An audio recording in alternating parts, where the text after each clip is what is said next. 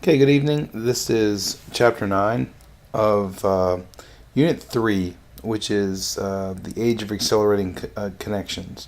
So it's 500 to 1500, that millennium, and this unit encompasses 8, 9, 10, 11, 12, and 13 of the Strayer text.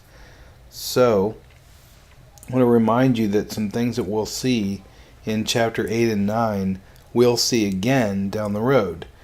Strayer mentions in 8 and 9 in some ways, in some parts, the Mongols. He mentions disease spreading along trade routes, and most specifically the Black Death. He will mention the Islamic world quite often, although we haven't really discussed that starting yet. That's chapter 11. And in the look at the Chinese here, there will be made mention of their explorations, yet we haven't really discussed them doing that yet. That's chapter 13. There is some overlap here, but think about what the two chapters are trying to get you to consider. In 8, it is all about commerce, trade, the connections, that age of connections. In chapter 9, it's mostly focused on China and the rest of the world, whether that's their neighbors, their nearby neighbors in East Asia, and we'll look at them in the next set of notes. In part 1 here, we're going to really look at just these East Asian connections, and mostly this deals with China, and comparing China with, and looking at them internally some. So that's where we're going to start. Okay, so this is, of course, the Great Wall that's right in front of us here on the screen, and you're familiar with the Great Wall. Understand it's not something you can see from space. It's only about as wide as a road, or a 2-lane road. It's as tall as a building, maybe a 2-story building. Although the Great Wall is an impressive structure, it's really a series of walls. The first walls were built by Qin Shi Huangdi, the first emperor of Rome, and you'll see continuous efforts to fortify the northern region of China at this wall.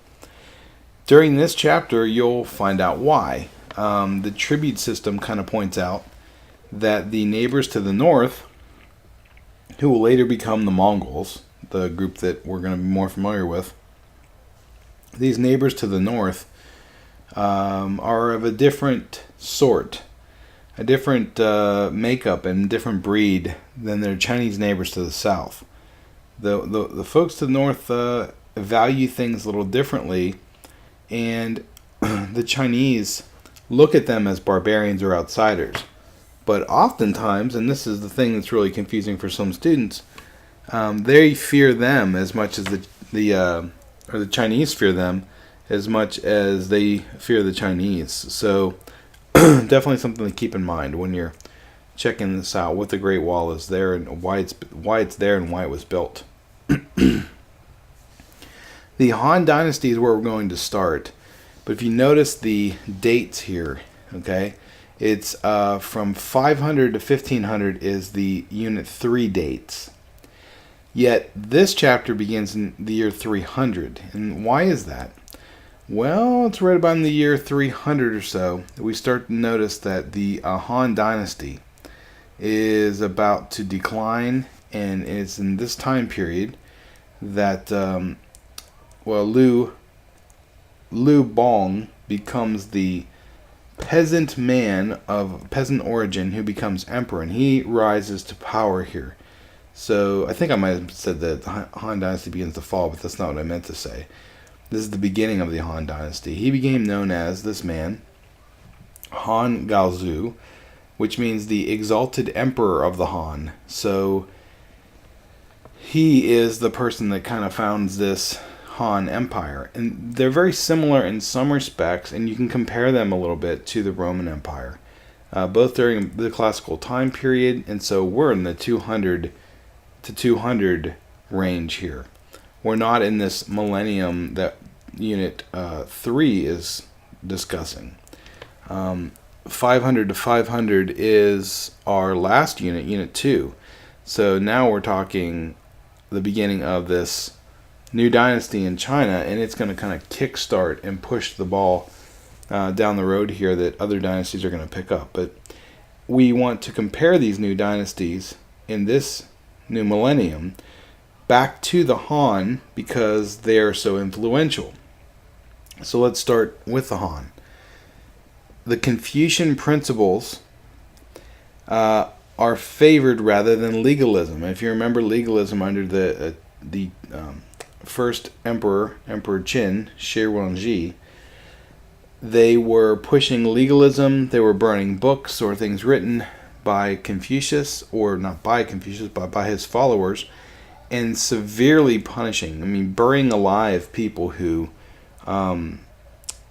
felt like Confucius was someone that they should be following and considering. Now, with all that oppression of Confucianism, you would think it would disappear, but it did not do that. It's hard to kill ideas. You can kill people, but it's hard to kill ideas. The Han continued the same type of government system developed by the Qin. And if you remember back to what that was all about, civil service exams again, the Han dynasty collapsed around 220. This empire, long divided, must unite. Long united, must divide. Thus it has ever been. This is the words of a person who wrote The Romance of Three Kingdoms. This summarizes the rise and fall of empires in China. Basically, this time period leads to 300 years of political fragmentation. We see these 300-year periods of chaos or strife or war, the Warring States period before this. So you have a period of time after the Han Dynasty where there's a struggle for power. What's interesting to note and think about is 300 years here, okay? 300 years is longer than the United States of America has been in existence. So when we discuss and try to compare things back to America, understand why I seem to think it's a little early to make judgments about whether the United States of America has been a success, whether it will work, whether it will be around much longer than it has been so far. If you look at world history, and I'm not saying I don't want America to succeed. I do. I want America to be a great country. But when you're thinking of it as a historian would, and looking at the history of the world, it's pretty obvious to note that, hey, civilizations and empires haven't lasted very long. Or ours hasn't, at least American civilization hasn't. But I will grant you that 200 years of very modern day time is packed full of events, technology, and a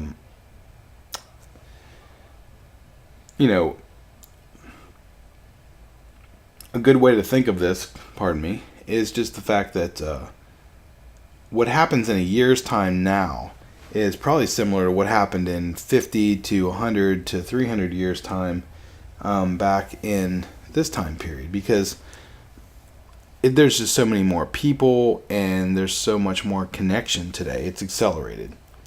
So, get back off my little bandwagon there about American history.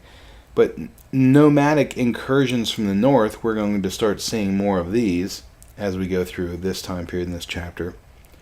Conditions will discredit Confucianism some, and in many eyes, during this 300-year period of political fragmentation, they're thinking, wow, Confucianism isn't helping. The Han turned to Confucianist ways. What good did that do? And the fourth thing is the Chinese migration southward to the Yangtze River. So it's hard to see here on the screen, but I'll move the mouse to it. There's the Yellow River in the north, and then below that is the Yangtze River. Kind of hard to remember. It sounds like Yankee to me, but it's in the more southern part. You might think to yourself, oh, that's the river down here. No, we're talking about this one here. The Chinese civilizations kind of started here, and then now they're able to connect down here. Another way to look at it here, if you look, these are very, very rugged mountains in this part. This is the plains area where people could actually live and survive. They're going to build a canal here to connect these two together, and that will have great consequences for the economy of China. So how did China and their neighbors to the north the nomads view each other. As I kind of alluded to earlier, the tribute system differed in practice from the typical ideal Chinese understanding of the operation of it. So how did the tribute system work? It was basically a system set up by the Chinese to welcome visitors, but also kind of be worshipped. They sometimes call this a kowtow, or you're bowing down to China and giving them a gift and saying, "You're great, China. You're the Middle Kingdom," which we've discussed some already. The Middle Kingdom is like, if heaven is here and this is earth, between heaven and earth is the Middle Kingdom. Or another way of thinking of it is, they're in the middle of everything. China is the best. Everything else is in the periphery of China. So they're the Middle Kingdom. The tribute system disguises some realities that contradicted its assumptions. Frequently, China was confronting not separate and small-scale barbarian societies, but large and powerful nomadic territories, able to deal with China on at least equal terms from them. So you have to be very careful to not assume that the barbarians or nomads to the north were less than the Chinese, because in some cases they were as much or more than the Chinese were, and especially in this way, the Chinese needed the people to the north to protect them. And I'm not sure if it's on this slide, but we'll mention it if it isn't. The Xiongnu is the early nomadic confederacy to the north. And later we're going to hear of the Mongols to the north. They're going to be much more involved, and they'll be the nomads of the hour in chapter 12 at least. These raids by the Xiongnu into northern China persuade the Chinese emperor to start negotiations to arrange that recognize the nomadic state as a political equal. So they're going to have some political discussions with these nomads and have a little bit of a tribute system occur. Typically, this is all one-sided towards China. They're the receivers of gifts. But China promised the Xiongnu leader a princess in marriage, annual supply of large quantities of grain and wine and silk, and basically amounting to protection money or paying them off like a bribe. And in some ways you could think of the Xiongnu to the north as sort of a gang. You know, they're coming in and saying, hey, listen, if you don't contribute to our fund here, you don't pay us, we're going to make your lives a little bit miserable. We have horses, we have technology, and we know people who can fire some arrows, if you know what I'm saying. And we have some horses with fat behinds, so something else to think about. Although that's a more muscular horse than some of the ones they traded to the Chinese. So if you look at the horse that you see up there at the top, there's 3 of them. You've got a white one, a black one, and a brown spotted one. And these are not the kind of horses that you would consider to be very valuable. A little plump around the middle, not a very strong back on either of them or any of the 3. And maybe they're older horses that they can give up and give to the Chinese. Chinese don't have very many horses, so I'm sure they want them and they welcome them. But they're not giving up much. And what are they getting in return? I mean, incredible amounts of silk, grain and wine that they would need because they don't produce that potentially. And in return for all these goods, it was so critical for the functioning of the nomadic state, they needed these things. The Xiongnu agreed to refrain from political or military incursions into China. They weren't going to invade. The wall to the north was protecting some population centers. But these are nomads. They could easily ride around the wall and go to the westernmost point of the wall and then ride down through. It's very possible for the Xiongnu and other nomads to the north to get to China. That's what I'm trying to say. So in what ways did the Tang and Song dynasties resemble the classical Han dynasty period? And in what ways had China changed? So we're going to look at this in 2 parts. We'll see blue for the classical Han dynasty period and how that resembled this new Tang and Song dynasties. And the ways that they changed we'll see sort of in a brownish maroon color there, so look for those. Tang and Song dynasty in China resembled the Han dynasty period in a number of ways, including Maintenance of the empirical political system. They maintained the same system that the Han had. The importance of a professionally trained bureaucracy, which meaning these are people in the government who are trained and subjected to taking the civil service exams, those competitive exams. You can see examples of those exams right there. The gentleman who is kneeling on the floor is taking exams. A very Confucius way of doing things. It focused on the Tang and the Song dynasties.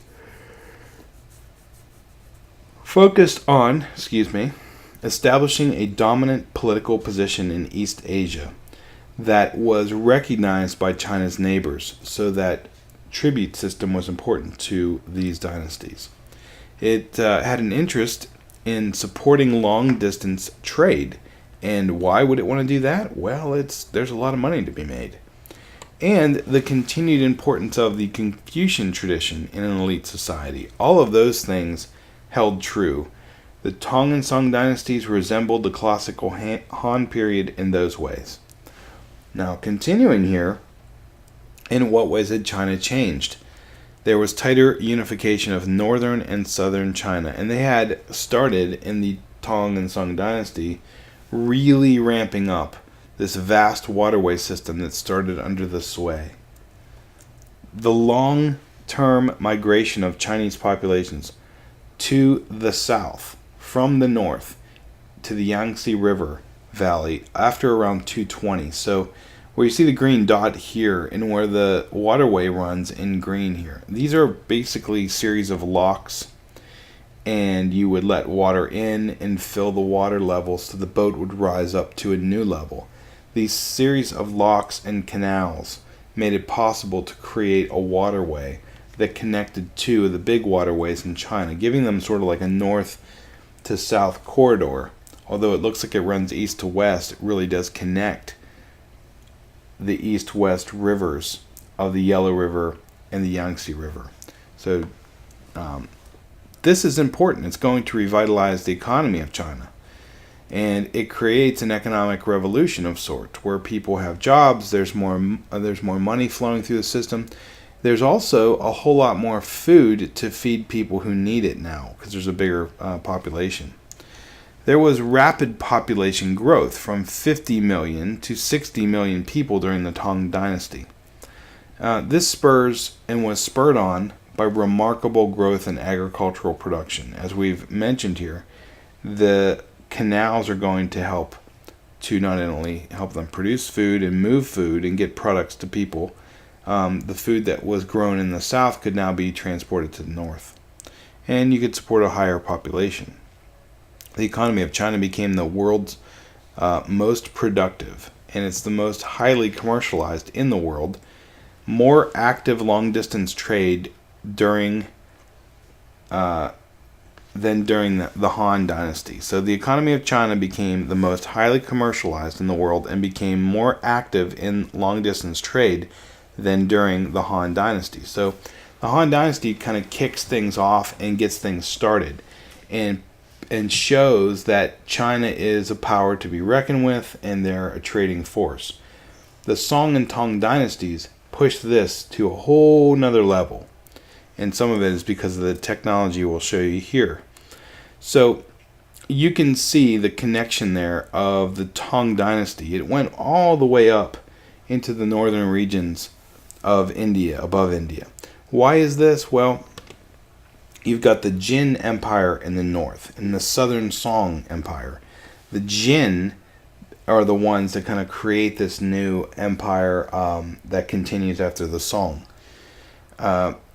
Remember that these are sort of like states, but they're really groups of people who are living in sort of communities, but they also have sometimes militaries when the government breaks down and there is a revolution of sorts and the dynastic cycle kind of swings into play. You'll see a twisting and turning of this where maybe the Song had been powerful. Now those followers of the Jin are going to then end up becoming leaders in the Tang dynasty. Hard to explain, but let's look at the map of the Tang and Song dynasty in China. This is during the post-classical millennium. China interacted with its neighbors very extensively, and the Tang Dynasty extended Chinese control deep into Central Asia, while the Song Dynasty witnessed incursions by the nomadic Jurchen people, who created the Jin Empire, which ruled parts of northern China. Now, this is important because these empires are sometimes favoring northern locales and sometimes favoring southern locales. Some are more Confucius, usually the southern ones are, or the more traditional. The northern empires that are kind of formed, and in some ways not as Chinese as the southern parts. And look at that, there's Korea that's part of China at this time, or at least the Jin Empire. So why is this important? Just kind of twists and changes in the wind here. The different levels of Confucianism, oppression on women, how much this society is going to allow people to have certain kinds of freedoms, those sorts of things. So notice that the Great Canal that links both the Yellow and Yangtze rivers is right there. It's that blue line. And this is very important. It's an economic boost. Now, I'm not going to play it for you, but there's a video clip here embedded about engineering an empire. It's fantastic in the part that shows you how they built and constructed this incredible waterway. Now, they used a series of locks to change the water level so that ships can ride down through it. But the amount of effort and work put in by almost a slave labor of people who worked really, really hard and were kind of taken advantage of. And during the Sui dynasty, you see those folks rebel because they realize they put in all this work and didn't get compensated for it. So the Grand Canal began under Emperor Wen of the Sui dynasty, and it completed under his son, Emperor Yang of Sui. So, did I say Sui dynasty? I meant Sui. S-U-I, Sui, Sui, Sui. Let's go to the pronunciation grid. You like pronunciations? I like pronunciations. Let's go over here and hit the pronunciation. Let's do Sui. I think it's Sui. Just to be sure, every once in a while I like to check these things. I'm pretty positive that I got it right, but well, let's find out. How to pronounce Sui. And of course it's going to depend on the website. Let's see what they say on here. Let's give me some volume. Sui. Oh, it's Sui. Is it really Sui? Sui. Let's find another one. Let's double check it. How to pronounce names. Sui. Is it Sui or Sway? Gosh. I mispronounce things sometimes, but the effort is important. It is pronounced Sui, not Sway. How about that? At least this one says that. Interesting stuff. Okay, we'll say Sway. Or, I'm sorry, Sui. Not Sway. Sui. I can do Sui. Sui. We'll get there in a second. So, completed under a son, Emperor Yang, and it's Yangdi, which is pretty kind of awesome if you think about it. Yangdi. Yangdi is a bit of like what I call the first rapper in world history in some ways. Yangdi, the emperor, and they show that in the building Empire Engineering an Empire, sorry. I'm a little tired tonight. They show him kind of floating down this new canal with all this food and women and kind of his posse, and he's rolling down the waterway, eating all this food, throwing down, getting some sun. This is pretty sweet. And all along the waterway are the people that built this thing. And they're not so pleased to be watching their emperor ride in grand style down the waterway, and what do they have? They're starving still. So there is a bit of a backlash to the emperor, Yangdi, and his ride will no longer be pimped for very long. So why are the centuries of the Tang and Song dynasty in China sometimes referred to as the Golden Age? The Sui dynasty, got it right, reunified China. And these are the guys who made the canal system that we just mentioned there. Their ruthlessness, and failure to conquer China or Korea alienated people and exhausted states' resources. So they went after Korea pretty hard. Their dynasty was overthrown, but the state didn't disintegrate. And remember what I said about the emperors who forced people to build the canal and how they weren't really compensated very well and weren't very happy. That was part of the story as well. So the Tang and Song dynasties of China were built on the Sui foundation.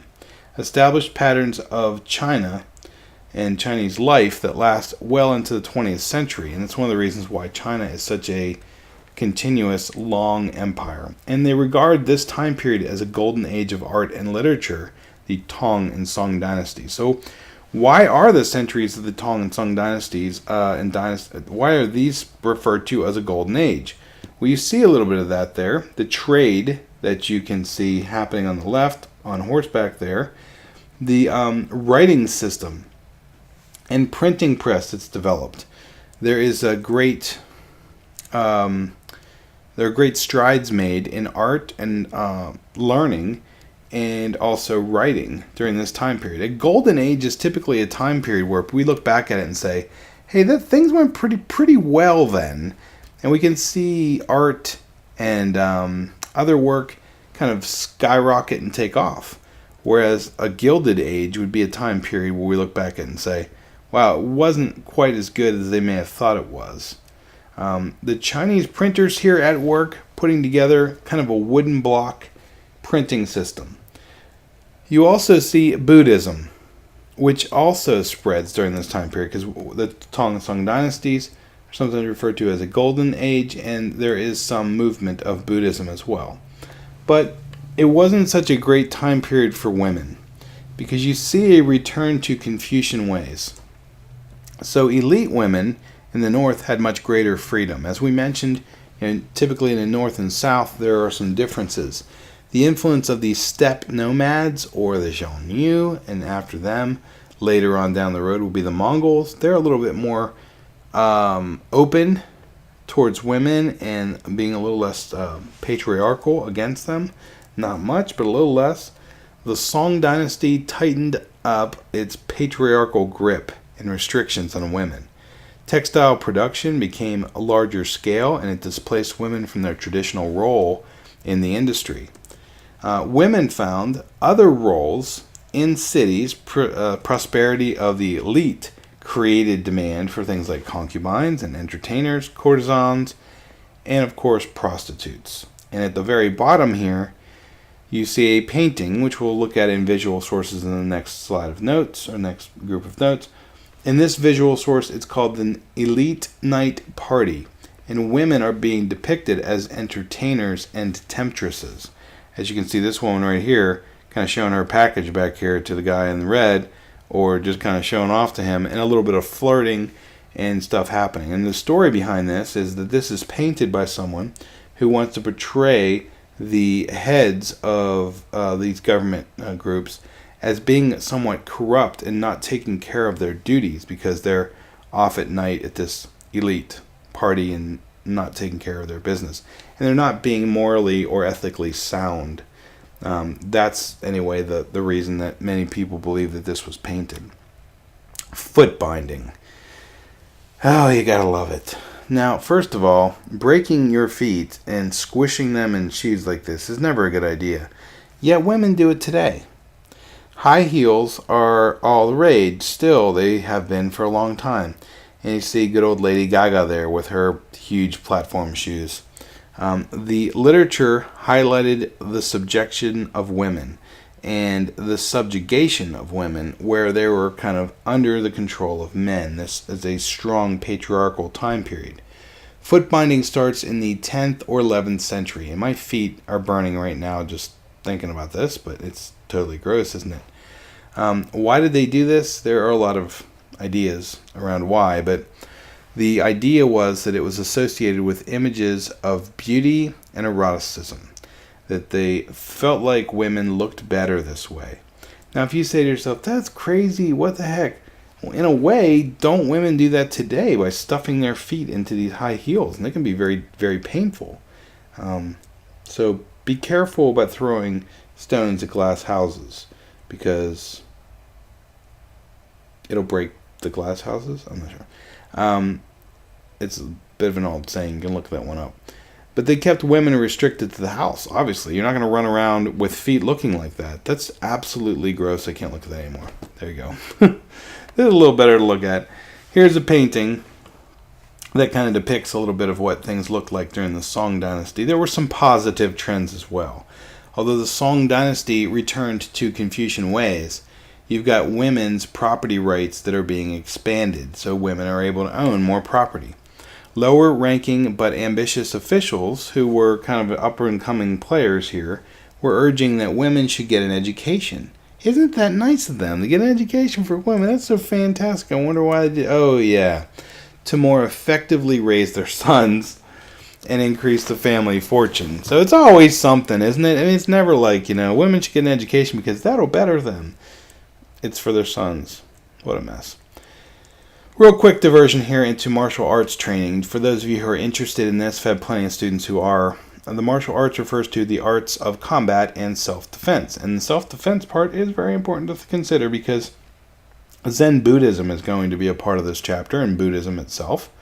But martial arts is a significant part of Asian history and culture, and it remains so today.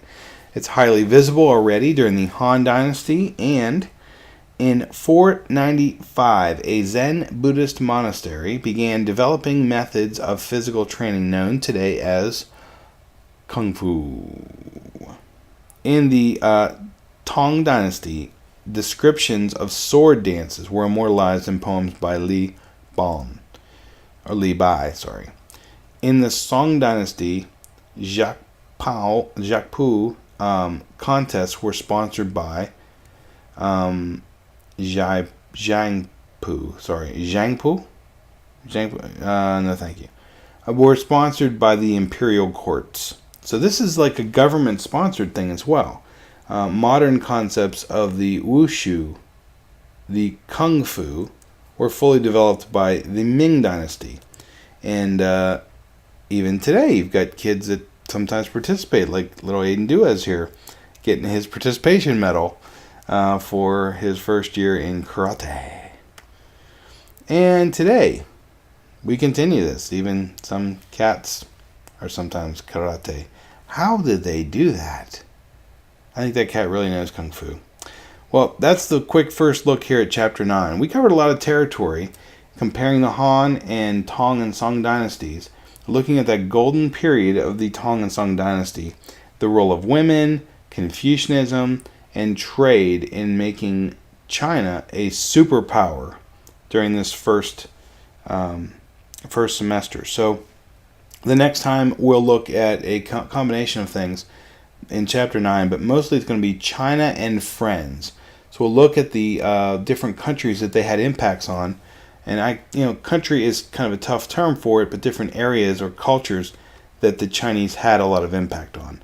We'll start that for you here in a few minutes, and until next time, don't forget to be awesome.